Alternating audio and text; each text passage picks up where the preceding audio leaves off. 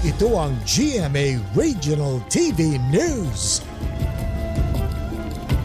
Mainit na balita mula sa Luzon, hatid ng GMA Regional TV. Patay ang isang lalaki matapos mauwi sa Rambol ang kanilang inuman. Diyan po yan sa Urdaneta, Pangasinan. Chris, ano ang ikinasawi ng biktima? Connie, nasaksak ang biktima. Base sa investigasyon, may pinagseselosang lalaki ang kaibigan ng biktima.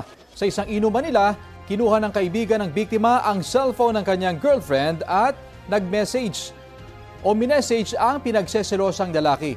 Ang sabi, magkita raw sila sa isang lugar. Nung nagkita na, doon na nagkaroon ng rambol at nang magkahabulan, nasaksak ang biktima. Naisugod pa siya sa ospital pero idineklarang dead on arrival. Naaresto naman kalaunan ng sospek pero nakalaya matapos na magpiyansa. Wala siyang pahayag. Patuloy itong iniimbestigahan.